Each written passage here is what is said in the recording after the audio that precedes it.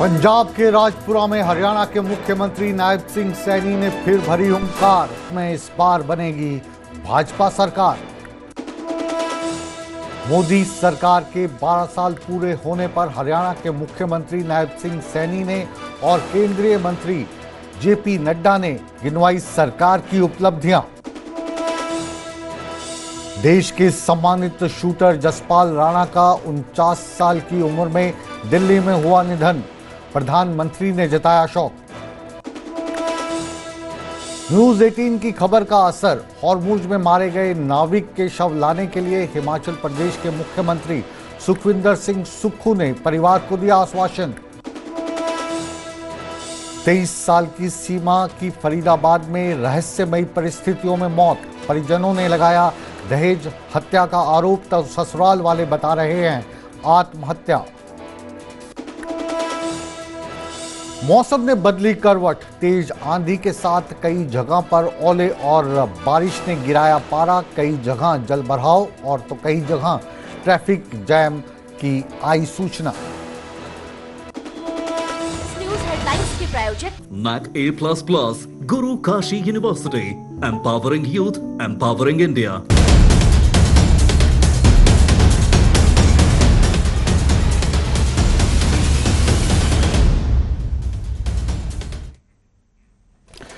नमस्कार, आप देख रहे हैं न्यूज 18 पंजाब हरियाणा हिमाचल। मैं हूं आपके साथ मुकेश राजपूत, हाजिर हूं Haryana Himachal prime time bulletin के साथ। बुलेटिन की शुरुआत आज हम करने जा रहे हैं हरियाणा के मुख्यमंत्री नायब सिंह सैनी के पंजाब दौरे के साथ।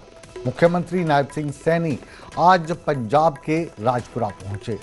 मुख्यमंत्री ने वहां पर एक जनसभा को संबोधित किया। सैनी समाज के आए लोगों को उन्होंने एकजुटता और इतिहास के बारे में जानकारी दी और साथ ही साथ पंजाब की मान सरकार पर भी निशाना साधा। साथियों, मैं आप लोगों को यह भी दसना चाहता कि आदरणीय मानयोग प्रधानमंत्री की अगवाई दे विच तां मैं तुहाडे आशीर्वाद दे नाल अज आप दे विच खड़ा। साथियों, जेड़ा ये सम्मान आदरणीय प्रधानमंत्री जी ने दिता, ये सम्मान ये नायब सिंह सैनी नु नहीं दिता, ये सम्मान ये सैनी समाज नु देने का काम ये नरेंद्र मोदी जी ने किया है। साथियों, मानयोग प्रधानमंत्री जी की अगवाई दे विच साथियों ओबीसी कमीशन नु संविधानिक दर्जा ये दिता गया है। एक ऐतिहासिक युग बदलने का साथियों वाला एक कदम सी। मैडिकल दी शिक्षावां विच ओबीसी नु 27% साथियों आरक्षण देने का काम ये शिक्षावां दे विच कीता है। और आइए अब सीधा चलते हैं हमारे संवाददाता अंकित दुदानी के पास। अंकित, पंजाब के लगातार दौरे कर रहे हैं नायब सिंह सैनी साहब, हरियाणा के मुख्यमंत्री। अब हिंदी की बजाय ज़्यादा पंजाबी बोलते हुए नजर आते हैं, तो आज का ये जो दौरा रहा इसमें क्या खास रहा? बिल्कुल, पंजाब में आज राजपुरा के अंदर सम्मेलन था और सैनी समाज की ओर से सम्मेलन आयोजित किया गया था और वहाँ बड़ी भीड़ के अंदर उन्होंने सैनी समाज का इतिहास दोहराया और साथ ही साथ ये भी बताया कि किस प्रकार से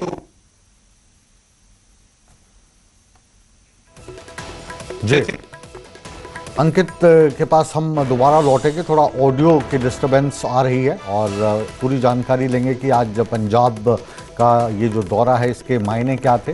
कुछ देर बाद मुख्यमंत्री नायब सिंह सैनी एक प्रेस कॉन्फ्रेंस भी करने वाले हैं जिसमें मोदी सरकार के 12 साल की उपलब्धियां वो गिनवाएंगे, क्या क्या रहा इन 12 साल में। अब खबर अगली जो ले रहे हैं वो हम हिमाचल प्रदेश से ले रहे हैं। केंद्रीय मंत्री जेपी नड्डा, जिनका संबंध मूलतः हिमाचल प्रदेश से ही है, आज वो शिमला के पीटरहॉफ में पहुंचे और वहां पर मोदी सरकार के 12 साल पूरे होने पर उन्होंने सरकार की उपलब्धियां गिनाई। उन्होंने प्रेस कॉन्फ्रेंस के ज़रिए बताया कि जो धारा 370 है इसके क्या मायने थे, इसके ख़त्म होने के बाद कश्मीर कैसे बदला है, अयोध्या का जो राम मंदिर जो एक बहुत बड़ा मुद्दा रहा है उसके निर्माण को इस 12 साल की अवधि के दौरान पूरा किया गया।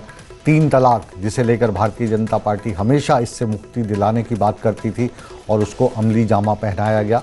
और जेपी नड्डा ने क्या क्या कहा वो आइए सुनते हैं। तरीके से हम सब यहाँ बैठे हैं, मेरे सामने सब लोग बैठे, सब ने मेरे साथ 80 के दशक में और 90 के दशक में लड़ाइयां लड़ी हैं। हम किस बात के लिए लड़ते थे? धारा 370 समाप्त करेंगे। मालूम नहीं था कि कर पाएंगे कि नहीं कर पाएंगे। हम लड़ाई लड़ते थे, रामलला हम आएंगे, मंदिर वहीं बनाएंगे। हम लड़ाई लड़ते थे ट्रिपल तलाक की। मालूम नहीं था कि हम इसको सफल होंगे कि नहीं होंगे। लेकिन आज इन 12 वर्षों में प्रधानमंत्री मोदी जी ने हम लोगों को चश्मदीद गवाह बनाया है, जो हम देख रहे हैं अपनी आंखों से कि धारा 370 समाप्त हुई। तो आइए अब सीधा आपको लिए चलते हैं शिमला, जहां से हमारे संवाददाता रणवीर हमारे साथ जुड़े हैं। रणवीर, आज जेपी नड्डा साहब उस अंदाज में नजर आ रहे थे जिस अंदाज में कभी वो हिमाचल प्रदेश यूनिवर्सिटी के प्रधान हुआ करते थे, प्रेसिडेंट हुआ करते थे, और उस वक्त जब वो धरना प्रदर्शन करते थे तो ये नारे लगते थे कि रामलला हम आएंगे, मंदिर वहीं बनाएंगे, धारा 370 एक धोखा है, कश्मीर बचाओ एक मौका है।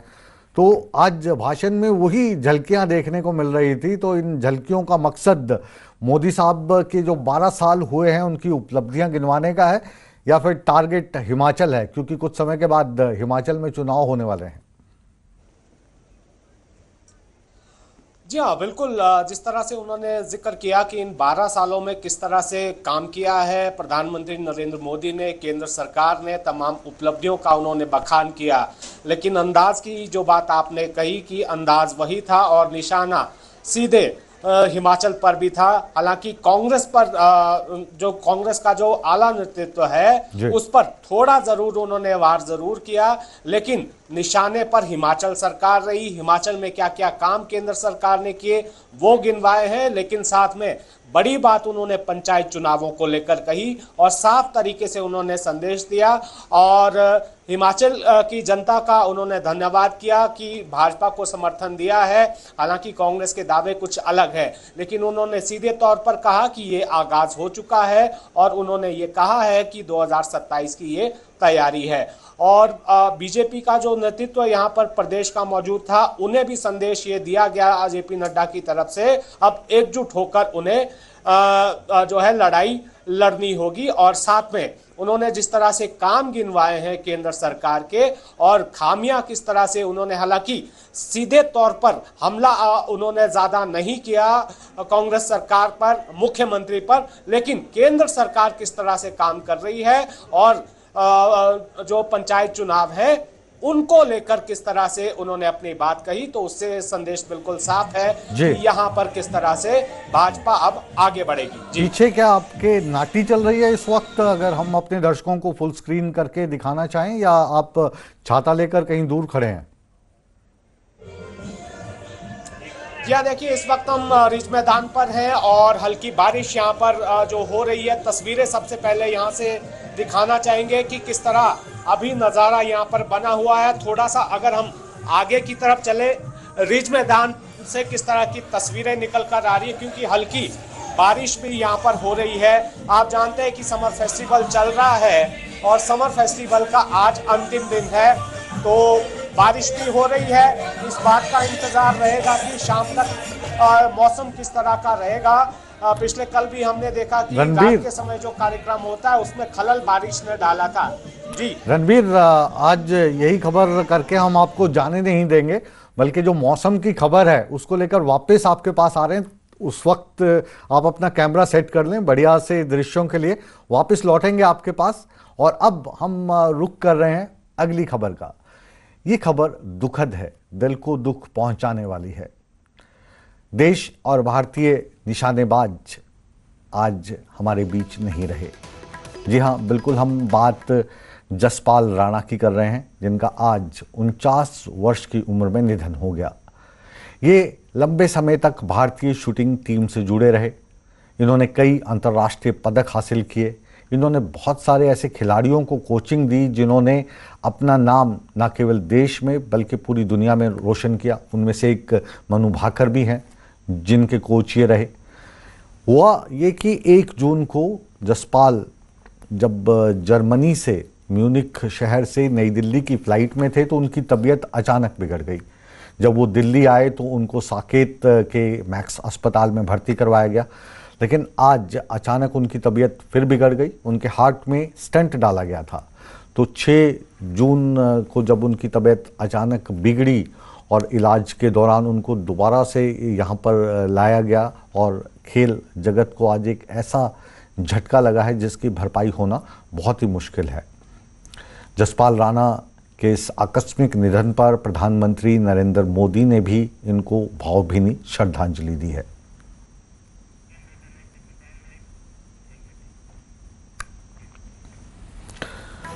और अब बात हरियाणा हिमाचल प्राइम में हम करने जा रहे हैं हमीरपुर के नाविक आदित्य शर्मा की।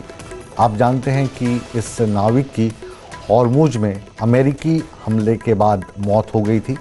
बेटे की मौत के बाद परिवार बहुत ही गमगीन है। इनके पार्थिव शरीर को देश पहुंचाना भी एक आज की तारीख में बड़ी बात हो गई है। लेकिन इसी बीच केंद्र सरकार को भी इन्होंने पत्र लिखा है और हिमाचल प्रदेश के मुख्यमंत्री सुखविंदर सिंह सुक्खू भी पीड़ित परिवार से उन्होंने फ़ोन पे बातचीत कही है और उन्होंने कहा है कि केंद्र सरकार की मदद से उनके सपुत्र का शव यहाँ पर पहुँचाने की वो पूरी कोशिश करेंगे। ये आश्वासन मिला है।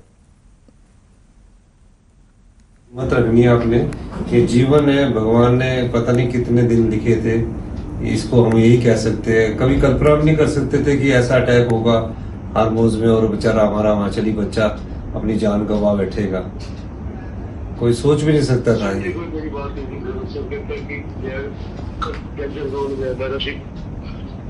अच्छा, संडे को आपकी बात हुई थी?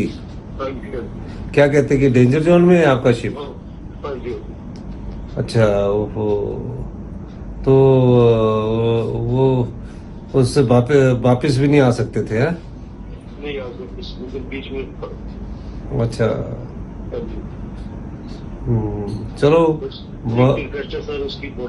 मैं करवाता हूँ उसकी बॉडी के बारे में मैं बात करता हूँ और उसको मैं आपको मदद करता हूँ। मैं अपने चीफ सेक्रेटरी साहब की ड्यूटी लगाता हूँ, उनसे बात करता हूँ कि वो बॉडी के बारे में या हमारा जो आरसी है वो बैठ के उसका पूरा फॉलोअप करेंगे, है ना। जो हमसे होगा हम होंगे। इस दुख की घड़ी में हम और हमारा पूरे प्रदेश के लोग आपके साथ है। भगवान से कि उनकी आत्मा को शांति मिले, क्योंकि वो आपको छोड़ के चला गया, हम सबको लोगों को छोड़ के चला गया। ठीक है, मैं करता हूँ, मैं बताता हूँ आपको ना। हिम्मत रखो, आप हिम्मत रखो, है ना। और बुलेटिन में एक और दुखद खबर हम आपको बताने जा रहे हैं। ये खबर हरियाणा के फरीदाबाद से है। यहाँ पर 23 साल की सीमा की ससुराल में संदिग्ध परिस्थितियों में मौत हो गई। सीमा का शव पंखे से लटका हुआ मिला।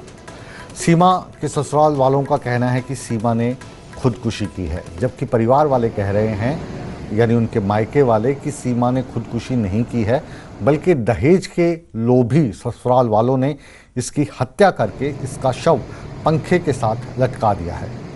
पुलिस मौके पर पहुंची है। पोस्टमार्टम के लिए शव को भेजा जा चुका है और अब इस मामले की गहनता से हर एंगल से जांच का पुलिस आश्वासन दे रही है। नामक जो शख्स था, जो जिसके साथ शादी की गई थी, और यह घटना ये हुई थी पिछले 2 साल से बार बार यही सब चीज़ें कि हमें कुछ पैसों की ज़रूरत है, कुछ काम जमाना है, वही सब चीज़ें बार बार लड़की को परेशान करते थे। पैसों की डिमांड थी या दहेज की? जी, पैसों की डिमांड थी, डंपर की डिमांड थी कि हमें डंपर लेना है। इसके लिए पैसे? जी जी जी जी जी बार बार लड़की को बार बार परेशान कर रहे थे ये लोग। उनका पोस्टमार्टम करा रहे हैं, दहेज हत्या का मुकदमा दर्ज कर लिया है। आगे इन्वेस्टिगेशन में जो चीज़ें सामने आएगी कार्रवाई की जाएगी। क्या बताया है परिवार ने शिकायत में? परिवार ने तो यही कहा है दहेज के कारण हत्या की गई है। तभी जो भी तथ्य आएंगे उसके आधार पर इन्वेस्टिगेशन करके कार्रवाई। मामला बेहद दुखद है, लेकिन ये मामले गाहे बगाहे हर रोज आस पड़ोस में सुनने को मिलते हैं, रिश्तेदारी में सुनने को मिलते हैं। देश में आज भी हमारे दहेज जैसी कुप्रथा का चलन जिंदा है। अक्सर खबरें मिलती हैं कि दहेज के कारण फलां बेटी ने आत्महत्या कर ली या उसे मार डाला गया। हम अगर सरकारी आंकड़ों की बात करें, एनसीआरबी के आंकड़ों की, तो साल 2024 में दहेज हत्या के 5,737 केस सामने आए हैं। इनमें 177 मामले हरियाणा में दर्ज हुए। दहेज प्रथा के कारण की गई हत्याओं के मामले में उत्तर प्रदेश और बिहार का जो आंकड़ा है वो काफ़ी ऊपर है। उत्तर प्रदेश में 2038 बेटियों की दहेज के कारण मौत हो गई। बिहार में ये आंकड़ा 1078 है। मध्य प्रदेश की बात करें तो आंकड़ा 450 का है। पश्चिम बंगाल में ये आंकड़ा 337 केस का है। ये सभी आंकड़े नंबर्स में चाहे कुछ भी हों, लेकिन एक भी बेटी अगर दहेज के कारण मरती है तो हम सब इसके लिए शर्मसार हैं। और बुलेटिन में अब बात करते हैं बदले हुए मौसम की। मौसम का मिजाज अब बदल गया है। हिमाचल प्रदेश में मौसम ने करवट ली है, तो वहां पर भीषण गर्मी के बीच अचानक जो तेज आंधी आई, बारिश हुई, उससे पारा काफ़ी लुढ़क गया है। वेस्टर्न डिस्टर्बेंस के कारण अब ये जो दो राज्य हैं, हरियाणा हिमाचल में, इनमें तेज़ हवाएं चल रही हैं, गरज चमक और बारिश हो रही है। हरियाणा के अंबाला, पंचकुला, करनाल, कुरुक्षेत्र, सोनीपत और इसके आसपास के इलाकों में काफ़ी बारिश हुई और तेज़ आंधी चली। हिमाचल प्रदेश में शिमला, कांगड़ा, मंडी, कुल्लू, सोलन, चंबा, इन जिलों में तेज़ बारिश के साथ आंधी चली है। हरियाणा में पहले जहां पारा 43 डिग्री से 46 डिग्री के बीच रिकॉर्ड किया गया था, अब बारिश के बाद इसमें 4 से 7 डिग्री गिरावट दर्ज हुई है। अब पारा 37 से 40 डिग्री के आसपास चल रहा है। हिमाचल प्रदेश में भी पारा इस बार 35 से 40 डिग्री पहुंच गया था, जो अब गिरकर 30 से 35 डिग्री में सिमट गया है। मौसम विभाग के अनुसार आने वाले 48 घंटों के दौरान दोनों राज्यों में बारिश और आंधी का सिलसिला जारी रहने की आशंका है। बारिश के कारण सोनीपत में कई जगह जल भराव भी देखने को मिला। वहीं हिमाचल प्रदेश के मंडी शहर में कुल्लू मनाली का जो मेन रास्ता है, वहां पर पर्यटकों की भारी आमद के कारण लंबा ट्रैफिक जैम भी देखने को मिला। आइए अब सीधा लिए चलते हैं आपको शिमला, रणबीर के पास, जो रिज मैदान पर इस वक्त समर फेस्टिवल भी दिखाएंगे और मौसम भी दिखाएंगे, और सचिन हमें ले चलेंगे मनाली की हसीन वादियों में। सचिन, मनाली में इस वक्त क्या तापमान है और इस तापमान का लुत्फ उठाने के लिए कहां कहां से पर्यटक पहुंच रहे हैं? एक की मौत कैसे हुई है एक की मौत कैसे हुई है कि तो जो पर्यटन नगरी मनाली है, ऐसे में इन दिनों मौसम यहाँ पर जो काफी सुहावना है। जिस तरह आप मेरे ठीक पीछे भी देख रहे तस्वीरों में, देखिए किस तरह की जो मौसम सुहावना है। बिल्कुल जो है धूप यहाँ पर जो हल्की हल्की भी खिली हुई है। हालांकि सुबह के समय यहाँ पर पूरी तरह से जो है बादल यहाँ पर छाए हुए थे, लेकिन अब जिस तरह मौसम ने यहाँ पर करवट बदली है और उसके बाद से जो है यहाँ पर हल्की हल्की बारिश हो रही, जिससे तापमान में यहाँ पर जो है गिरावट देखने को मिली। और ऐसे में जो सैलानी यहाँ पर पहुंचे हुए काफी खुश है और काफी इंजॉय यहाँ पर कर रहे हैं। अगर मैं बात करूँ तापमान की, तो देखिए आज का जो तापमान है वो 16 डिग्री के करीब तापमान जो है दर्ज किया गया है। मौसम पूरी तरह से ठंडा है और ऐसे में जो सैलानी यहाँ पहुंचे हैं वो यहाँ पर आकर जो है ब्यास की ठंडी जलधारा में यहाँ पर जो है रिवर राफ्टिंग का भी जो लुत्फ ले रहे हैं। हम कुछ सैलानियों से भी हम बात करेंगे, यहाँ पर जो कोशिश करेंगे और इनसे भी हम जानेंगे कि इनका क्या कहना है। फिलहाल कुछ पर्यटक यहाँ पे मौजूद, हम इनसे बात करने की कोशिश करेंगे। भाई साहब, कहाँ से आप आए हैं? भोपाल से आए हुए हैं। भोपाल से आए हैं, तो कैसा लग रहा है आपको? मनाली में आप आए हैं, कैसा लग रहा है? मनाली बहुत ज्यादा अच्छा लग रहा है। अभी मौसम वगैरह भी काफी अच्छा है और अभी कल तक तो थोड़ा टेम्परेचर वगैरह, धूप वगैरह भी निकल रही थी। आज काफी मौसम अच्छा है। गर्मी से कितनी राहत आपको मिली है, क्योंकि गर्मी काफी बढ़ रही है, गर्मी से कितनी राहत? एक्चुअली अभी हम भोपाल से आ रहे हैं, वहाँ पर टेम्परेचर काफी हाई है, 40-45 डिग्री है। तो जब हम यहाँ पर आ रहे हैं तो काफी हमें अच्छा लग रहा है टेम्परेचर यहाँ। तो रिवर राफ्टिंग करने जा रहे हैं, कितना एक्साइटमेंट है? बहुत एक्साइटमेंट है। हम लोग सब कजिन्स लोग आए हुए हैं, तो बहुत ज्यादा एक्साइटमेंट है हम सभी लोगों को। तो देखिए कुछ और सैलानी भी मौजूद है, हम इनसे भी बात करने की कोशिश करेंगे। भाई साहब, कहाँ से आप आए? खूब मस्ती कर रहे हैं। इंदौर से ही है भैया। इंदौर से हैं, तो कैसा लग रहा है मनाली आके? सचिन इनको कहिए कि जहां से आप लोग आए हैं वहां पर जो एसी है, चाहे भोपाल से आए या दूसरी जगह से, तो एसी में भी जो सबसे ठंडा करने की लिमिट 16 है, जो कभी हो नहीं पाता, और यहाँ पर बिना एसी के एसी मिल रहा है, तो ये अनुभव इनका कैसा है? जी जी, भोपाल से आप आए, वहाँ पे गर्मी काफी है, एसी बिना सोना मुश्किल है। यहाँ पर कैसा लगा बिना एसी के? यहाँ पे तो बढ़िया मौसम है, इस मौसम के लिए आए हैं कि यहाँ बढ़िया ठंड रहे। इसी के लिए आए हैं हम। कितनी राहत मिली उस गर्मी से, चुभती गर्मी से? नहीं बहुत बहुत राहत है बहुत ज्यादा राहत है उससे। तो राफ्टिंग करने जा रहे, कितना एक्साइटमेंट है, डर भी लग रहा होगा? बहुत ज्यादा डर कुछ नहीं है, बस एक्साइटमेंट है सिर्फ। सब कजिन्स लोग आए एंजॉय करने, तो बस एंजॉय कर रहे हैं हम लोग जी। देखिए सैलानी काफी खुश है क्योंकि जिस तरह ये यहाँ पर घूमने के लिए आया है तो ये काफी खुश है और इनका कहना है कि गर्मी से तो राहत मिली है क्योंकि इसी राहत के लिए यहाँ पर पहुंचे। तो आप देखिए, मैं कुछ और तस्वीरें दिखाना चाहूंगा। सैलानी पूरी तरह से गुलजार है क्योंकि जो रिवर राफ्टिंग पॉइंट है और लगातार पर्यटक यहाँ पर जो भारी संख्या में पहुंचने में तस्वीरें दिखाने की कोशिश करूंगा कि देखिए पर्यटक जो है काफी खुश है क्योंकि जिस तरह का जो मौसम यहाँ पे बना हुआ है, ये इस मौसम के लिए सैलानी जो है दूर दूर से यहाँ पर पहुंचते हैं और वो सपना है। आप सचिन इन सारे विजुअल्स को समाहित करके हमें भेजिए और एक बढ़िया सा स्टोरी पैकेज हम इसका बनवाएंगे। और जो सैलानी इस वक्त रिवर राफ्टिंग कर रहे हैं इनको सावधान भी कर दीजिए कि खतरनाक भी हो सकती है, तो थोड़ा संयम बरतें और अच्छे से मौसम को एंजॉय करें। वापस आपको लिए चलते हैं अब हम शिमला। रणबीर वहाँ से हमारे साथ मौजूद हैं। समर फेस्टिवल में झमाझम बारिश हो रही है। रणबीर, नाटी चल रही है वहाँ पे या नाटी बंद है अब? हार्दिक स्वागत। जी हाँ, देखिए सबसे पहले यहाँ से तस्वीरें आपको दिखाना चाहेंगे कि अभी रिज मैदान पर क्या नज़ारा है। देखिए नाटी तो अभी चल नहीं रही है, जैसे कि अभी हल्की बारिश का दौर जो है थोड़ी देर पहले ही शुरू हुआ है, तो अभी तो नाटी आपको कहीं देखने को नहीं मिलेगी, लेकिन छाते आपको जो है जरूर नजर आएंगे कि किस तरह से लोग यहाँ पर छातों में नजर आ रहे हैं। सैलानी काफी संख्या में यहाँ पर पहुंचे और मौसम का लुत्फ यहाँ पर उठा रहे हैं। और क्योंकि शाम के समय यहाँ पर समर फेस्टिवल में कार्यक्रम होता है, तो पिछले कल तक जो है वो दिन के जो सारे कार्यक्रम थे वो संपन्न हो चुके हैं।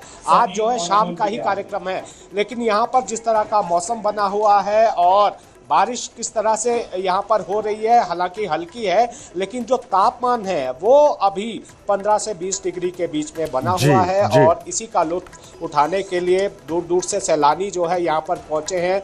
अगर आप रिज मैदान का वो सबसे खास वेटिंग ट्री आप देखें तो वेटिंग ट्री के नीचे किस तरह से यहाँ पर आश्रय लेकर बैठे हुए हैं वो लोग। बिल्कुल, जो विजुअल्स आप शिमला से दिखा रहे हैं और सचिन ने जो मनाली से दिखाए वो बिल्कुल साफ साफ टीवी पे कहना चाहेंगे कि हमारे अंदर तो थोड़ी सी जलन पैदा कर रहे हैं आप दोनों को लेकर। लेकिन इस जलन को कम करने के लिए और जो अभी मैदानी इलाकों में कितनी जलन है इसको भी आंकने का जो अगला लाइव हम ले रहे हैं वो कुरुक्षेत्र से ले रहे हैं। कुरुक्षेत्र में अशोक क्या इस वक्त हाल चाल है? शिमला और मनाली वाले तो बहुत खुश दिखाई दे रहे हैं।